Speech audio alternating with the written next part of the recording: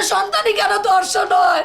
আমরাই কেন বিচার পাই না? আমাদের জন্য আমরা গরিব, আমাদের কি আইন নাই? তাকে যদি হত্যা করে না মারা হইতো তাহলে বালিগুলা কোথা থেকে আসলো? দেখছেন, আমার মেয়ের হত্যাকারী ফাঁসি চায়। আমার মেয়েরা হত্যা করা হয়েছে।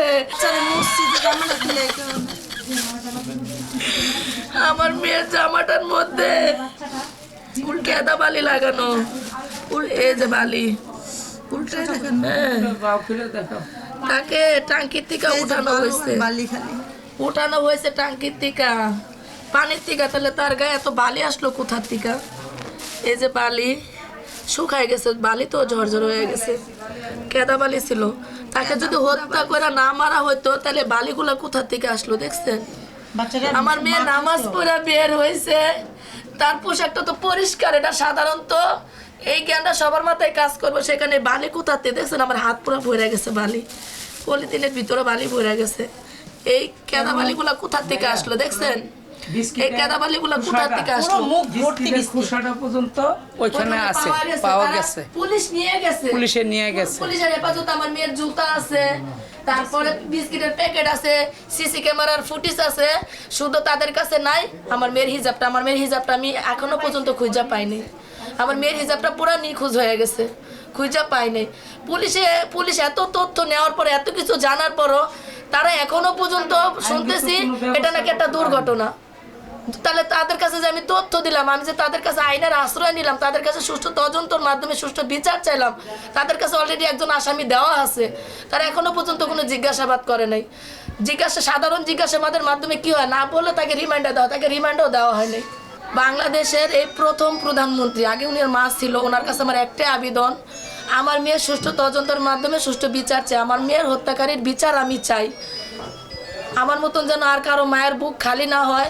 আজকে আমারটা হয়েছে, কালকে আরেকজন একটা, এইভাবে প্রত্যেক দিন, এমন কোনো দিন নাই যেরকম নির্যাতন অত্যাচারের শিকার কেউ হইতেছে না। আমার মতন সাধারণ জনগণ, আমার মতন সাধারণ নিম্নায়ের মানুষই কিন্তু এই তার সন্তানই কিন্তু ধর্ষণের শিকার, অত্যাচারী হয়রানির শিকার হইতেছে। আমি চাই না, কেন আমরা গরিব, আমরা অসহায়, আমাদের সন্তানই কেন ধর্ষণ হয়? আমরাই কেন বিচার পাই না? আমাদের জন্য আমরা গরিব, আমাদের কি আইন নাই, বিচার না? আমরা গরিব বিদায় কি আমরা বিচার পাবো না? তারা কুটিপুতি, এজন্য তাদের বড় লোকের মেয়ে কখনো ধর্ষণ হয় না, তাদের বিচার তারা ঠিকই পায়। আমরা গরিব বিলে আমাদের বিচার আমরা পাই না। ঘরে ঘরে এখন ধর্ষণ ঢুকে যেতেছে, ঘরে ঘরে। এমন কোন এলাকা না যে এলাকায় একটা ধর্ষণ হয় নাই। কেন বিচার হয় না বিদায় আজকে ধর্ষণ পুরো বাংলাদেশে প্রত্যেকটা জায়গায় ছড়ায় যেত। যদি সুষ্ঠু তদন্তের মাধ্যমে সুষ্ঠু বিচার হইতো তাহলে ধর্ষণ করার সাহস নেক্সট টাইমে কেউ দেখাইতো না। এখন আমি চাই প্রধানমন্ত্রী আমার মেয়ের সুষ্ঠু তদন্তের মাধ্যমে সুষ্ঠু বিচার করবে। আমি তার ফাঁসি চাই, আমার মেয়ের হত্যাকারীর ফাঁসি চাই। আমার মেয়ের যে মারছে আমি তার ফাঁসি চাই, একটাই দাবি প্রধানমন্ত্রীর কাছে আমার মেয়ের হত্যাকারীর ফাঁসি চাই। আমার মেয়েরা হত্যা করা হয়েছে, শ্বাস নিঃশ্বাস বন্ধ করা হত্যা করা হয়েছে। আমার মেয়ে নিষ্ঠুম, অনেক কষ্টে গেছে।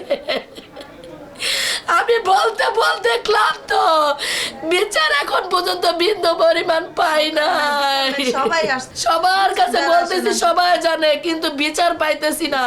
সামনে একটা সিসি ক্যামেরার ফুটেজ, এটাই আমার এখনো হাতিরঝিল থানা থেকে কেউ দেখাইতে পারলো না। তারা নিয়ে তাদের কাছে রাইখা দিছে। তাহলে দেওয়ার মানে কি? সব তথ্য দেওয়ার নেওয়ার মানেটা কি? তারা যদি তদন্ত না করে তাহলে আসামিকে, খুনিকে কিভাবে ধরবে? দেশে দেশে সবার সাথে দ্য নিউজ।